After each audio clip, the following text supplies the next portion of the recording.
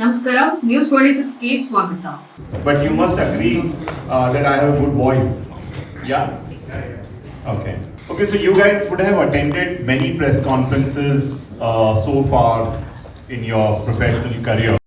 And to you as the person who is not wearing the journalism hat all the time, you know, the way you are at home, with your friends. So there are two you know, a colonel is a colonel when he's at the battlefield, and also when he's a little different guy when he's playing with his son, and you know. So we want to talk to the two you. I'm makeup artist and also passionately a drag queen who performs all over India. So thank you so much for everybody who's invited me to be part of this interviews, and it was so lovely to meet Akai and the first time. So I have invited her to share my experience about the life of drag queen, or the life of a person who's from the community, to share with you all that it is really privileged to be like who I am.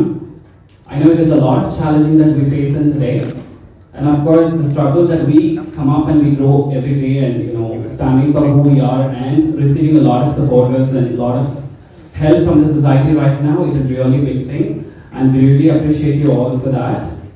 And we have been little unfair. As a society, we have been little unfair to one part of the society, which is LGBTQ plus rather. When we were kids in the school, we were taught there are two genders. There is a he and there is a she only.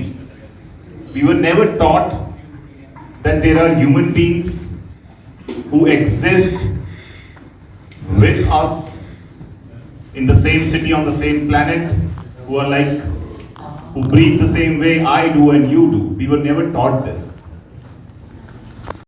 My pronouns are like he, she. I'm okay with that. And especially me, I'm not a transgender yet.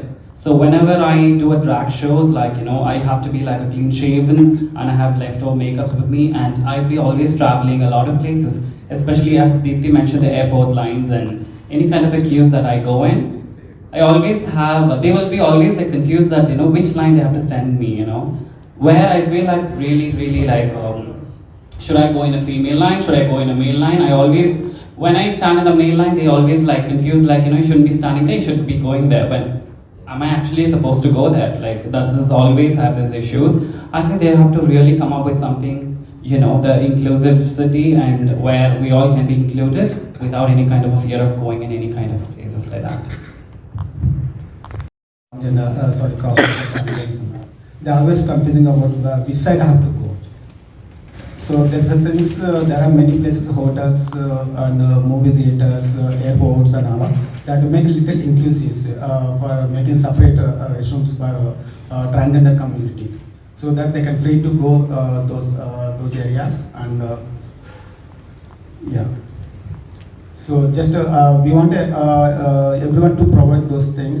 So question to this current government on the marriage equality petition, we all saw, as a state you cannot dictate and decide what clothes I should wear, what food I should eat, with whom I should sleep, with whom I should have sex, with whom I should have my sambandha. It is none of the business of the state. Why the state is always intervening? In the context of hijab it intervened, triple talaq it intervened, Farmers Act it intervened, CAA it intervened, Transgender Protection so-called Act it intervened. So these are something called anti-people's move, which cannot be accepted in 21st century, in 2023. Marriage equality is something that I decide whom I should get married or to be in relationship, and you can't force me to be a lesbian or a gay or a bisexual or a heterosexual too. But in that process, I think the government of India's stand is very disappointing. The Rashtriya Swayam Seva Sangh, RSS, is opposing marriage equality. I am so disappointed. So this is something called, until you accept the community politics, most of the working class, non-English speaking, poorest of the poor, India has not developed. We're in the process of development. So as a community, you cannot undermine us, number one.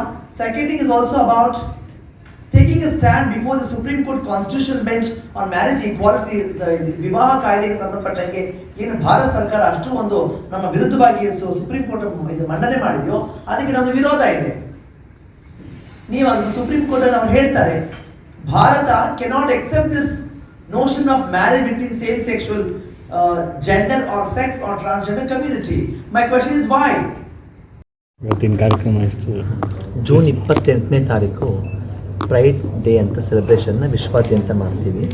ಮುಖ್ಯವಾಗಿ ಇದು ಮಾಡಲಿಕ್ಕೆ ಕಾರಣ ಏನು ಅಂತಂದರೆ, America ದೇಶದ New York ಅಂತ ಒಂದು ಸಿಟಿಯಲ್ಲಿ ಸ್ಟೋನ್ ವಾಲ್ ಅಂತ ಒಂದು ಪಬ್ ಇತ್ತು. ಅಲ್ಲಿ ಲೈಂಗಿಕ ಅಲ್ಪಸಂಖ್ಯಾತರು ತಮ್ಮ ಅಭಿವ್ಯಕ್ತತೆಯನ್ನು ವ್ಯಕ್ತಪಡಿಸುವಂಥ ಸಮಯದಲ್ಲಿ ಅಲ್ಲಿನ ಮೂಲಭೂತವಾದಿಗಳು ನಮ್ಮ ಸಮುದಾಯದ ಅಮಾನುಷವಾಗಿ ಕೊಂದು ಹತ್ಯೆ ಮಾಡಿ ಹೋಗಿದ್ದಂಥ ದಿನ. ಈ ಘಟನೆ ಆಗಿದ್ದು 1960-61 ಇಸ್ವಿಯಲ್ಲಿ ಘಟನೆ ಆಗಿರುವಂಥದ್ದು. ಅಲ್ಲಿಂದ ಇಲ್ಲಿ ತನಕ ಜನ ನಾವು ಲೈಂಗಿಕ ಅಲ್ಪಸಂಖ್ಯಾತ ಸಮುದಾಯವಾಗಿ ಅದಕ್ಕೆ ಪ್ರತಿರೋಧಗಳನ್ನ ಮಾಡ್ಕೊಳ್ತಾ ಹೋರಾಟವನ್ನು ಮಾಡ್ತಾ ಬಂದಿದ್ದೇವೆ. ಭಾರತದಲ್ಲಿ ಸುಮಾರು 1990 ಇಸ್ವಿಯಿಂದ ಇಲ್ಲಿ ತನಕ ತುಂಬ ಪ್ರಬಲವಾದ ಹೋರಾಟಗಳನ್ನ ಮಾಡ್ಕೊಂಡು ಬಂದಿದೆ. ಒಂದೇ ಸಲುವಾಗಿ ನಮ್ಮ ಸರ್ವೋಚ್ಚ ನ್ಯಾಯಾಲಯವು ಲಿಂಗತ್ವ ಅಲ್ಪಸಂಖ್ಯಾತರು ಅಂದರೆ ಟ್ರಾನ್ಸ್ಜೆಂಡರ್ ಕಮ್ಯುನಿಟಿ, ಲೈಂಗಿಕ ಅಲ್ಪಸಂಖ್ಯಾತರು ಅಂದರೆ ಸೆಕ್ಷುವಾಲಿಟಿ ಮೈನಾರಿಟಿ ಸಮುದಾಯದ ಪರವಾಗಿ ಕೊಟ್ಟಂತಹ ಐತಿಹಾಸಿಕ ಮತ್ತು ಘನಚಾರಿತ್ರಿಕ ತೀರ್ಪುಗಳು ಏನಿದ್ದಾವೋ ಆ ತೀರ್ಪು ನಮ್ಮ ಸಮುದಾಯಕ್ಕೆ ಕೊಟ್ಟ ಬಹುದೊಡ್ಡ ಬೆಂಬಲ ಅಂತ ಹೇಳೋದಕ್ಕೆ ಇಷ್ಟವನ್ನು ಪಡ್ತೀನಿ. ಇಷ್ಟೆಲ್ಲವೂ ಕೂಡ ಆದರೂ ಕೂಡ ಇವತ್ತಿನ ಪ್ರಸ್ತುತ ವಿಚಾರದಲ್ಲಿ ಕೇಂದ್ರ ಮತ್ತು ರಾಜ್ಯ ಸರ್ಕಾರಗಳು ಯಾರು ನಮ್ಮ ಪರವಾಗಿ ಕೆಲಸಗಳನ್ನ ಮಾಡಬೇಕಾಗಿತ್ತು, ಇವತ್ತು ನಿಮಗೆಲ್ಲ ಚೆನ್ನಾಗಿ ಗೊತ್ತಿದೆ. ಕೇಂದ್ರ ಸರ್ಕಾರ ಲೈಂಗಿಕ ಅಲ್ಪಸಂಖ್ಯಾತರ ವಿವಾಹ ಹಕ್ಕಿಗೆ ಸಂಬಂಧಪಟ್ಟಿಗೆ ನಾವು ಯಾವುದೇ ಕಾರಣಕ್ಕೂ ಸಪೋರ್ಟ್ ಮಾಡೋದಿಲ್ಲ ಅಂತ ಕೊಟ್ಟಿದ್ದಂತಹ ವಿಚಾರ ಸಂವಿಧಾನದ ನೈತಿಕತೆಗೆ ಮಾಡಿದ ದೊಡ್ಡ ಅಪಮಾನ ಒಂದು. ಎರಡನೇದು, ಇವತ್ತು ಈ ಸ್ವಾಭಿಮಾನದ ದಿನಕ್ಕೆ ಸಂಬಂಧಪಟ್ಟಾಗ ಮಾತಾಡೋದಾದರೆ ಈ ವಿಶಾಲ ಯಾರಿದ್ದಾರೋ ಇವತ್ತು ನಾವೇನು ಈ ಒಂದು ಉದ್ಯೋಗ ಸ್ಥಳಗಳಲ್ಲಿ ಸಮುದಾಯಕ್ಕೆ ಎಲ್ಲ ರೀತಿಯ ಅವಕಾಶಗಳು ಸಿಗಬೇಕಾಗ್ತದೆ, ಶಿಕ್ಷಣ ಸಿಗಬೇಕಾಗತ್ತೆ, ಉದ್ಯೋಗ ಸಿಗಬೇಕಾಗ್ತದೆ, ಆರೋಗ್ಯ ಚೆನ್ನಾಗಿ ಸಿಗಬೇಕಾಗತ್ತೆ, ಒಂದು ಘನತೆಯ ಜೀವನವನ್ನು ಮಾಡಲಿಕ್ಕೆ ಏನೆಲ್ಲ ಬೇಕು ಅನ್ನೋ ವಿಚಾರಕ್ಕೆ ಸಂಬಂಧಪಟ್ಟಂಗೆ ಅದು ಸರ್ಕಾರ ಮಾಡೋದು ಜವಾಬ್ದಾರಿ ಆಗ್ತದೆ. ಹಾಗಿದ್ದಾಗ ಇವತ್ತು ನಮಗೆ ರಾಜ್ಯ ಸರ್ಕಾರದಲ್ಲಿ ಬಂದಂಥ ಶಕ್ತಿ ಯೋಜನೆ ಇರಬಹುದು, ಇವಾಗ ಬರುವಂಥ ಗೃಹಲಕ್ಷ್ಮಿ ಯೋಜನೆ ಇರ್ಬೋದು, ಇನ್ನೂ ಅನೇಕ ವಿಚಾರ ನಮ್ಮ ಸಮುದಾಯಕ್ಕೆ ಅದನ್ನು ಎಕ್ಸ್ಟೆಂಡ್ ಮಾಡ್ತಿರ್ಬೋದು. ತುಂಬ ಸಂತೋಷದ ವಿಷಯ. ಈ ವಿಚಾರದಲ್ಲಿ ಕರ್ನಾಟಕ ಸರ್ಕಾರಕ್ಕೆ ಘನ ಮುಖ್ಯಮಂತ್ರಿಗಳಿಗೂ ಮತ್ತು ನಮ್ಮ ಉಪಮುಖ್ಯಮಂತ್ರಿಗಳಿಗೂ ನಾನು ಧನ್ಯವಾದ ಅರ್ಪಿಸ್ತಾ ಇದ್ದೀನಿ.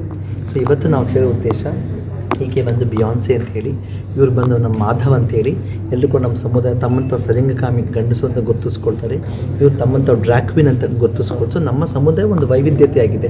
ಅದರಲ್ಲಿ ಜೋಗಪ್ಪ, ಮರ್ಲಾಡಿ, ಶಿವಶಕ್ತಿ, ಜೋಗ್ತ, ಅಕ್ಪ, ನಿರ್ವಾಣ, ಸಾಟ್ಲ, ಪಂಥಿ ಸಾಟ್ಲ, ಮತ್ತು ಸಲಿಂಗಕಾಮಿ ಗಂಡಸರು, ಸಲಿಂಗಕಾಮಿ ಹೆಂಗಸರು, ಮತ್ತು ಲೆಸ್ಬಿಯನ್ ಮಹಿಳೆಯರು, ಇದು ಪ್ಯಾನ್ ಸೆಕ್ಷುವಲ್ಸು, ಡೆಮಿ ಸೆಕ್ಷುವಲ್ಸು, ಎ ಸೆಕ್ಷುವಲ್ಸು, ಈ ವೈವಿಧ್ಯತೆಯ ಸಮಾಜವನ್ನು ಅರ್ಥ ಮಾಡಿಸುವ ನಮಗೆ ಯಕ್ಷವಾಗಿ ಕಾಣುವ ದೊಡ್ಡ ಜವಾಬ್ದಾರಿ ಆಗಿದೆ.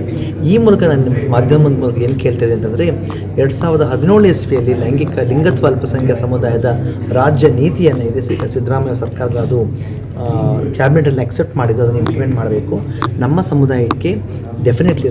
And thank you so much for all doing this for us.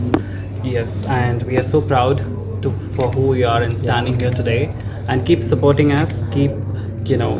We are looking for supports, and I think she said it all. Thank you. and no discrimination in the society. Yes, thank you. Okay.